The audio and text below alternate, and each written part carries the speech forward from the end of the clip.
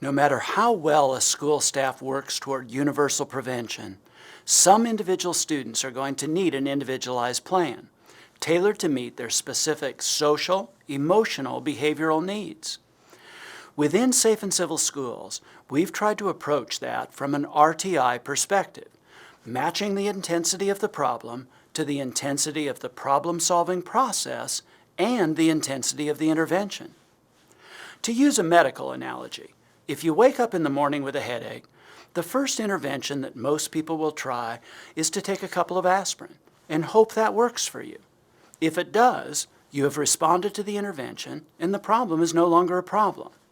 However, if the aspirin does not help by the afternoon, you may decide, I just need some additional rest.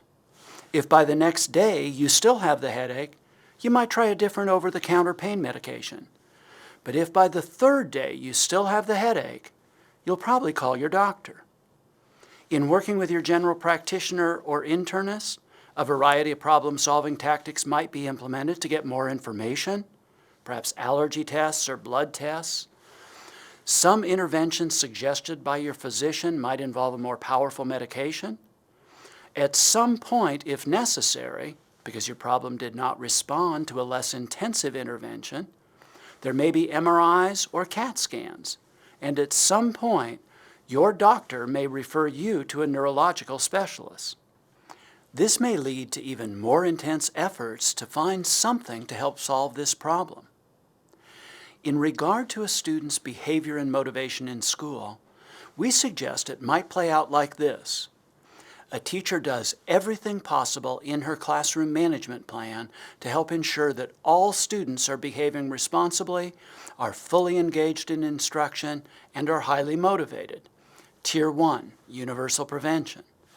However, if a particular student is having problems, that is, he has not responded successfully to the universal prevention, the teacher can try some relatively simple, relatively non-intense interventions. We call these early stage interventions. The early stage interventions we suggest that all teachers be trained to implement are planned discussion, academic assessment and assistance, goal setting, data collection and debriefing, increasing positive interactions, stoic function-based intervention. These easy-to-implement interventions each have a demonstrable track record in the research literature of helping individuals with challenging behaviors make substantial improvements. Because these can be implemented by classroom teachers with a very modest amount of self-study or a comparably modest amount of staff development, we suggest training all general and special education teachers to implement these interventions in the earliest stages of a behavioral problem.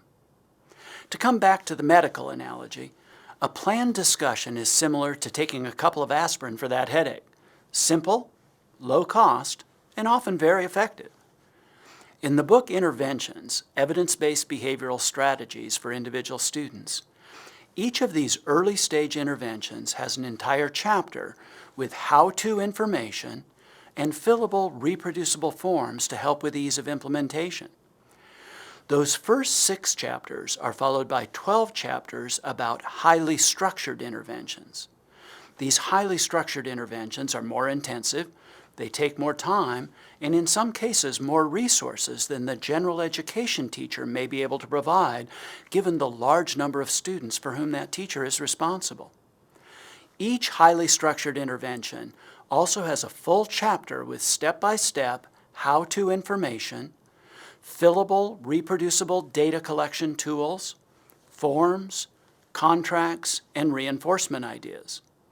These chapters include managing physically dangerous behavior, managing severely disruptive behavior, managing the cycle of emotional escalation, cueing and pre-correcting, self-monitoring and self-evaluation, positive self-talk and attribution training, teaching replacement behaviors, functional communication, structured reinforcement systems, defining limits and establishing consequences, relaxation and stress management, and internalizing problems, depression and anxiety, and mental health.